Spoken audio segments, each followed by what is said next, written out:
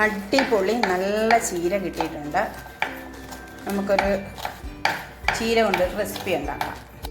ഇതുപോലെ ചെറുതായിട്ട് കട്ടിംഗ് ബോർഡിൽ നമ്മൾ ചീര അരിഞ്ഞെടുക്കണം.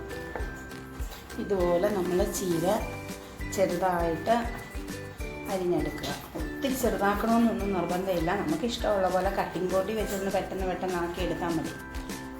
ഞാനിതിലേക്ക് ഒരു 3 പച്ചമുളക് ഞാൻ അരിഞ്ഞിട്ടിട്ടുണ്ട്. ഒരു 2 സ്പൂൺ തേങ്ങ ഞാൻ ചേർത്ത് കൊടുത്തു. കുറച്ച് മഞ്ഞൾപ്പൊടി. അങ്ങനെ ഞാൻ സബോള ചെറുതായിട്ട് കൊത്തി അരിഞ്ഞത് ഇതിനകത്തോട്ട് ചേർത്ത് കൊടുത്തു. ചെറിയ അളവിലാണ് ഞാൻ ഉപ്പ് ചേർത്തത്. കാരണം നമുക്ക് ഉപ്പ് കൂടി പോകണ്ടല്ലോ എന്ന് കരുതിയാണ് ചെറിയ അളവിൽ ഞാൻ ഉപ്പ് ചേർത്തത്. ഇനി ഇതെല്ലാം കൂടെ നന്നായിട്ട് തിരുമ്മി കൈ കൊണ്ട് യോജിപ്പിക്കും. അവിടെയാണ് നമ്മുടെ ഈ തേങ്ങയും ഈ പച്ചമുളകും ഉള്ളിയും ഉപ്പും എല്ലാം കൂടെ കൈ കൊണ്ട് നന്നായിട്ട് തിരുമ്മും. അപ്പോഴാണ് നമുക്ക് ആ ചീരയ്ക്ക് നല്ല ടേസ്റ്റ് കിട്ടുന്നത്. ചില ഇലയൊന്നും അരിഞ്ഞിട്ടില്ല, കട്ടിംഗ് ബോർഡ് വെച്ചായതുകൊണ്ട് അതതുപോലെ തന്നെ കിടപ്പുണ്ട്. അതൊന്നും നമുക്ക് സാരമില്ല. കാരണം ചീര നന്നായിട്ട് വേകുമ്പോൾ അതെല്ലാം നല്ല സോഫ്റ്റ് ആയിക്കോളും.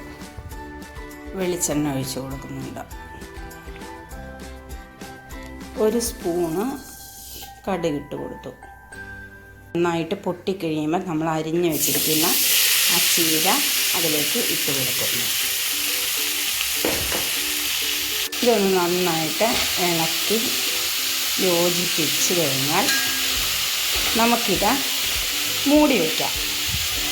പിന്നെ നമ്മൾ ഒരു 5 മിനിറ്റ് നല്ലതായിട്ട് തീ കുറച്ചിട്ടിട്ട് നമുക്കിത് വേവിച്ചെടുക്കാം. തീ കൂട്ടിയിടേണ്ട ആവശ്യമില്ല.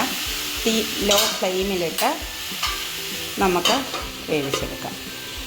ഇടയ്ക്ക് നമ്മളൊന്ന് ഇളക്കി കൊടുക്കണം.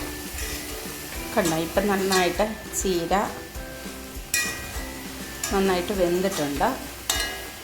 എന്നാലും ഓരോരുത്തർക്കും ഓരോ പാകമായിരിക്കും. ചിലർക്ക് നന്നായിട്ട് വേവണം, ചിലർക്ക് ചീര ഒത്തിരി അങ്ങ് വെന്ത് അളിഞ്ഞു പോകണ്ട. അപ്പം നിങ്ങൾക്ക് ഇഷ്ടമുള്ള പാകത്തിന് ഈ പരുവാണെങ്കിൽ നിങ്ങൾക്ക് വേണ്ടതെങ്കിൽ നിങ്ങൾ ഈ പരുവത്തിലെടുക്കാം. ഇനി അതല്ല കുറച്ചും കൂടെ വേകണമെന്നുണ്ടെങ്കിൽ വീണ്ടും നമുക്ക് എന്ത് ചെയ്യാം, ഇതൊന്ന് തട്ടിപ്പൊത്തി മൂടി വയ്ക്കാം. അപ്പോൾ ഒന്നുകൂടെ വേകാൻ വേണ്ടി നമ്മൾ വെക്കാം. എനിക്ക് കുറച്ചുകൂടെ വേണമെന്ന് തോന്നി, അതുകൊണ്ട് ഒന്നുകൂടെ ഞാൻ മൂടി വയ്ക്കുക. നമുക്കിനി നമ്മുടെ ചീര ഒന്ന് തുറന്ന് നോക്കാം.